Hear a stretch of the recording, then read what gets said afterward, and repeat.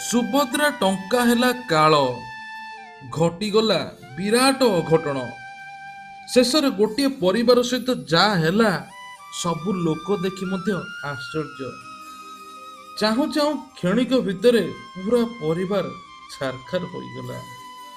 ସକାଳୁ ସକାଳୁ ଖୁସିରେ ଧାଇଁ ଆସିଥିଲେ ସୁଭଦ୍ରା ଟଙ୍କା ମିଳିବ ବୋଲି ଗୋଟିଏ ପରିବାରର ସବୁ ଲୋକ। କିନ୍ତୁ ସୁଭଦ୍ରା ଟଙ୍କା ହେଲା ତାଙ୍କ ପାଇଁ କାଳ। ରାସ୍ତାରେ ଥିବା ଲୋକମାନେ ମଧ୍ୟ ଦେଖି କାନ୍ଦୁଥାନ୍ତି। ସତରେ ମଣିଷ ଜୀବନ ପାଣି ଫୋଟକା ଠାରୁ ହୀନ। କେତେବେଳେ କଣ ହେବ କହି ହେବ ନାହିଁ। କିନ୍ତୁ ଏଇଠି ଆଖି ଆଗରେ ଗୋଟିଏ ପରିବାର ରାସ୍ତାରେ ଛଟପଟ ହୋଇ କାନ୍ଦୁଥାନ୍ତି। କିଛି କ୍ଷଣକ ଭିତରେ ଚାଲିଗଲା ଜୀବନ। କିନ୍ତୁ ଏଇ ଗର୍ବ ଅହଙ୍କାର ମୋର ତୋର କାହିଁକି କିଛି ବୁଝି ହୁଏ ନାହିଁ। ଟଙ୍କା ପାଇଁ ଲୋକେ ବଦଳି ଯାଆନ୍ତି। ଧନୀ ଲୋକଟିଏ ମରିଲା ପରେ ଯେଉଁଠିକି ଯିବ, ଗୋଟିଏ ଗରିବ ଲୋକଟିଏ ମଧ୍ୟ ମରିଲା ପରେ ସେଇ ଜାଗାକୁ ହିଁ ଯିବ। କିନ୍ତୁ ଏ ଦୁନିଆରେ ଗର୍ବ ଅହଙ୍କାର କଣ ପାଇଁ କିଛି ବୁଝି ହୁଏ ନାହିଁ।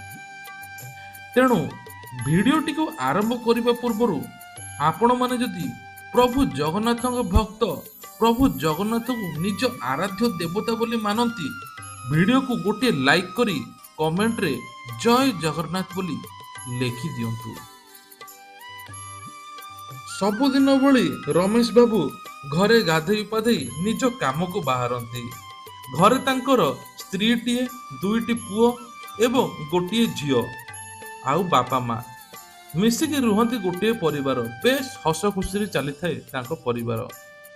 ଆଉ ରମେଶ ବାବୁ ଏପଟେ ନିଜର ଭେରାଇଟି ଷ୍ଟୋରଟିଏ କରିଥାନ୍ତି। ନିଜ ଦୋକାନକୁ ସବୁବେଳେ ଜଗନ୍ନାଥଙ୍କୁ ଦର୍ଶନ କରି ବାହାରି ଯାଆନ୍ତି। ସିଧା ଆସି ପହଞ୍ଚନ୍ତି ରାତିରେ। ଆଉ ଛୁଆ ମଧ୍ୟ ଦୁଇଟି ଛୋଟିଆ ଛୋଟିଆ ପିଲାଟିଏ।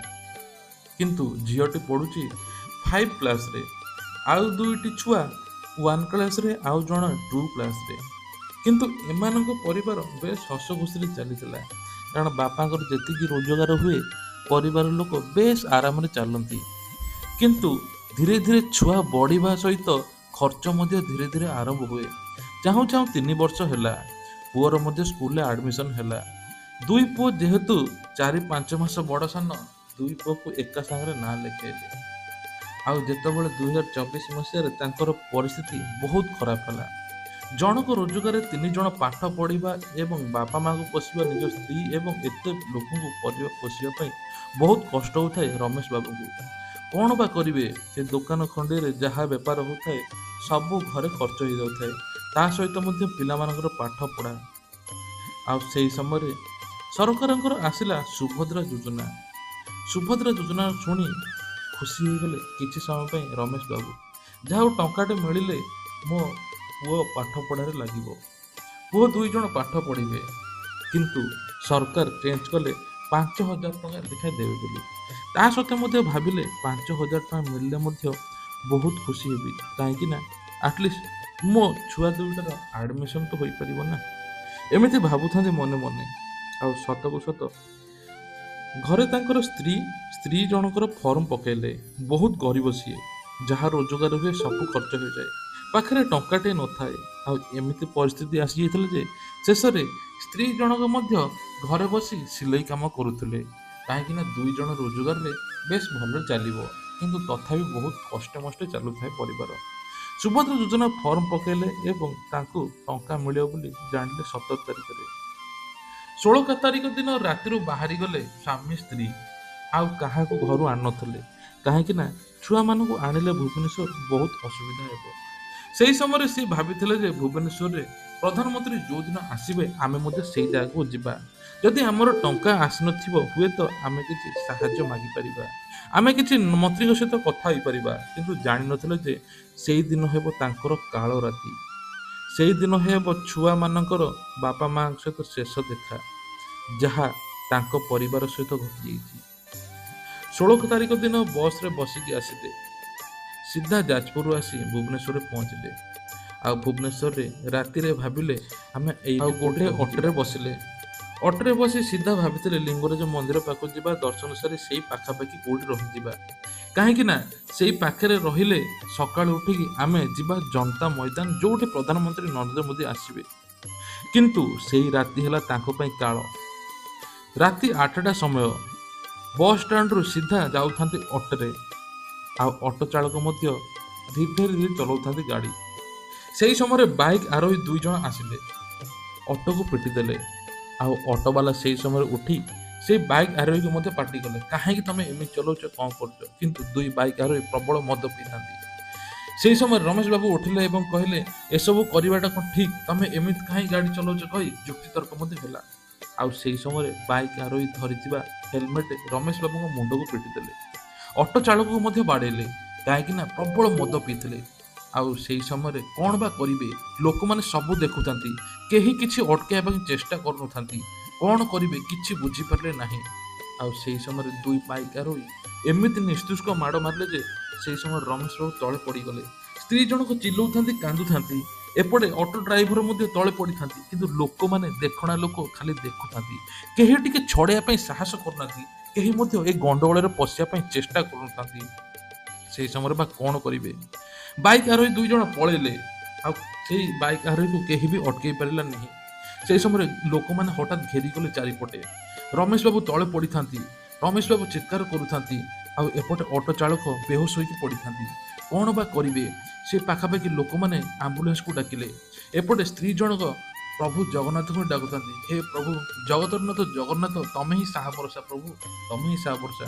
କିଛି ଟଙ୍କା ପାଇବା ପାଇଁ ଆମେ ଆସିଥିଲୁ ଭୁବନେଶ୍ୱର, କିନ୍ତୁ ଏଭଳି ଅବସ୍ଥା ହେବ ବୋଲି ମୁଁ କେବେ ଭାବିନଥିଲି। ଯଦି ଏଭଳି ଅବସ୍ଥା ହୋଇଥାନ୍ତା ମୁଁ କେବେ ବି ଘରୁ ବାହାରି ନଥାନ୍ତି ପ୍ରଭୁ। ଭୁବନେଶ୍ୱରରେ ଏମିତିଆ ଲୋକ ଅଛନ୍ତି ମୁଁ କେବେ ବି ଭାବିନଥିଲି।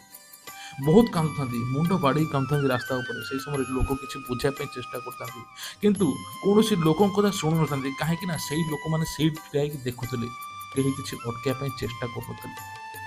ଗୋଟିଏ ଜଣକୁ ହାତକୁ ଟେକିଦେଲେ ଏବଂ କହିଲେ, ତମେ ହିଁ ସାହା ଭରସା, ତମେ ହିଁ ମୋ ସ୍ୱାମୀକି ରକ୍ଷା କରିବ ପ୍ରଭୁ, ମୋ ସ୍ୱାମୀକି ରକ୍ଷା କରିବ। ଏମିତି କହି କାନ୍ଦୁଥାନ୍ତି। ତମେ ହିଁ ଦୟାର ସାଗର, ତମେ ହିଁ ବିପଦର ବନ୍ଧୁ ପ୍ରଭୁ। ଏ ଦୁନିଆରେ ଏ ଲୋକମାନେ କେହି କିଛି ନୁହନ୍ତି, କେହି କାହାର ନୁହନ୍ତି। ତମେ ହିଁ ପ୍ରଭୁ ରକ୍ଷା କର। ଏମିତି କହି କାନ୍ଦୁଥାନ୍ତି। ଆଉ ସାଙ୍ଗେ ସାଙ୍ଗେ ଆମ୍ବୁଲାନ୍ସ ଆସିଲା, ମେଡ଼ିକାଲକୁ ନେଇଗଲେ। ହୁଏତ ଅଟୋ ଚାଳକର ସେନ୍ସ ଆସିଲା, କିନ୍ତୁ ସ୍ୱାମୀଙ୍କର ସେନ୍ସ ଆସିଲାନି। ସେ ସମୟରେ କ'ଣ ବା କରିବେ? ବ୍ଲଡ଼ ଦରକାର। ସ୍ତ୍ରୀ ଜଣକ ମଧ୍ୟ ବ୍ଲଡ଼ ଦେଲେ। ଆଉ ଏପଟେ ଘରକୁ କାହାକୁ ଫୋନ୍ କରି ଜଣେଇ ନଥିଲେ। କାହିଁକି ବା ଜଣେଇବେ? ସେହି ସମୟରେ ଠିକ୍ ରାତି 12ଟା ପରେ ସ୍ୱାମୀଙ୍କର ଚେତା ଆସିଲା। ଡାକ୍ତର ଜଣ କହିଲେ, ଏବେ ତାଙ୍କ ସହିତ ତମେ କଥା ହୋଇପାରିବ ନାହିଁ, ଏବେ ସେ ଆଇସିୟୁରେ ରହିବେ। କିଛି ଘଣ୍ଟା ପରେ ତମେ ତାଙ୍କ ସହିତ ଦେଖିପାରିବ, କିନ୍ତୁ କଥା ହେଇପାରିବନି। ସ୍ତ୍ରୀ ଜଣ କହିଲେ, ହଉ ଠିକ୍ ଅଛି। କିନ୍ତୁ ସ୍ତ୍ରୀ ଜଣକ ସକାଳୁ ସକାଳୁ ଦେଖା ହେଲେ ଏବଂ ସ୍ୱାମୀ ଜଣକ ସେଇଠି ଥାନ୍ତି। ଘର ଲୋକ ମଧ୍ୟ ଫୋନ୍ କରି ଜଣେଇଲେ, ଗାଁର କିଛି ଲୋକ ଆସିଲେ, ସମସ୍ତେ ଦେଖୁଥାନ୍ତି। ଆଉ ଶେଷରେ ସୁଭଦ୍ରା ଟଙ୍କା ପାଇଁ ଏମିତି ଅବସ୍ଥା ହେବ ବୋଲି କେହି ଜାଣିନଥିଲେ। କାହିଁକି ନା ସେ କେବଳ ବାହାରିଥିଲେ ଏଇ ଟଙ୍କା 2ଟି ପାଇବା ପାଇଁ। ଆଉ ଶେଷରେ ଏମିତି 2 ଜଣ ଦୁର୍ବୃତ୍ତ ଆସି ବାଡ଼େଇଲେ ଯେ ସେ ସମୟରେ କେହି କିଛି ବୁଝିବା ଆଗରୁ 2 ଜଣ ଫେରାର ହୋଇଗଲେ। ପ୍ରଭୁ ଜଗନ୍ନାଥଙ୍କ କୃପାରୁ ଆଜି ମୋ ସ୍ୱାମୀ ଭଲରେ ଅଛନ୍ତି ବୋଲି କହୁଛନ୍ତି ପ୍ରଭାତୀ ଦେବୀ। କାହିଁକି ନା ତାଙ୍କ ସ୍ୱାମୀ ପ୍ରତି ଏତେ ଅତ୍ୟାଚାର ହେଲା, ଏତେ ସମସ୍ତେ ବାଡ଼େଇଲେ, କେହି ଲୋକ ବାହାରି ନଥିଲେ। ଆଜି ଯଦି ବିପଦର ବନ୍ଧୁ, ଦୟାର ସାଗର ଯଦି ପ୍ରଭୁ ଜଗନ୍ନାଥ ମୋ ସ୍ୱାମୀକି ରକ୍ଷା କରିନଥାନ୍ତେ, ହୁଏତ ମୋ ସ୍ୱାମୀ ଆଜି ବଞ୍ଚିନଥାନ୍ତେ। ଏମିତି କହି କାନ୍ଦୁଥାନ୍ତି ସ୍ତ୍ରୀ ଜଣକ। ଆଉ ସତକୁ ସତ ତାଙ୍କ ସ୍ୱାମୀ ଏବେ ମେଡ଼ିକାଲରେ ଅଛନ୍ତି, ଚିକିତ୍ସା ହେଉଛନ୍ତି। ଆଉ କିଛି ଦିନ ପରେ ତାଙ୍କର ଡିସଚାର୍ଜ ହେବ। କିନ୍ତୁ ଶେଷରେ ତ କାନ୍ଦି କାନ୍ଦି ତାଙ୍କ ଦିନ ସରିଗଲା। ସ୍ୱାମୀ ଏବେ ମେଡ଼ିକାଲରେ। ସେଇ କଥା ହେଲା, ଯେତେବେଳେ ଭଗବାନ, ଯେତେବେଳେ କେହି ରକ୍ଷା ନ କରିବେ, ସେତେବେଳେ ଗୋଟିଏ ଲୋକ ହିଁ ରକ୍ଷା କରିବେ, ଗୋଟିଏ ହିଁ ବିପଦର ବନ୍ଧୁ। ସିଏ ହେଲେ ଦୟାର ସାଗର, ସିଏ ହେଲେ ପ୍ରଭୁ ଜଗନ୍ନାଥ। ପ୍ରଭୁ ଜଗନ୍ନାଥଙ୍କ ବିନା ଦୁନିଆ ଗୋଟେ ମିନିଟ୍ ବି ଆଗକୁ ଯାଇପାରିବ ନାହିଁ। ଶେଷରେ ପ୍ରଭୁ ଜଗନ୍ନାଥଙ୍କୁ ଯିଏ ଅନ୍ତର ଆତ୍ମାରୁ ଭକ୍ତି କରିକି ଡାକିକିନା ନିଶ୍ଚିନ୍ତ ତା ଡାକ ନିଶ୍ଚିନ୍ତ ଭଗବାନ ଶୁଣିଛନ୍ତି। ସେମିତି ରମେଶ ବାବୁ ଜଗନ୍ନାଥଙ୍କର ଭକ୍ତ ଥିଲେ, ଆଉ ପ୍ରଭାତୀ ମଧ୍ୟ ଜଗନ୍ନାଥଙ୍କର ପରମ ଭକ୍ତ ଥିଲେ। ପୁରା ପରିବାର ପ୍ରତି ବର୍ଷକୁ ଥରେ ପୁରୀ ଆସନ୍ତି, ରଥଯାତ୍ରା ଦେଖନ୍ତି, କିନ୍ତୁ ଏଭଳି ଅବସ୍ଥା ହେବ ବୋଲି କେବେ ଭାବିନଥିଲେ। ଶେଷରେ ଇଏ ଥିଲା ତାଙ୍କର ଗୋଟିଏ ଛୋଟିଆ ଅନୁଭୂତିଟିଏ। ପ୍ରଭୁ ଜଗନ୍ନାଥଙ୍କ କୃପାରୁ ଆଜି ତାଙ୍କ ସ୍ୱାମୀ ଠିକ୍ଠାକ୍ ଅଛନ୍ତି ବୋଲି କହୁଛନ୍ତି। ତେଣୁ ଆପଣମାନଙ୍କର ଯଦି କିଛି ଅନୁଭୂତି ଅଛି ନିଶ୍ଚିନ୍ତ ଆମ ସହିତ ସେୟାର କରିବେ। ଜୟ ଜଗନ୍ନାଥ।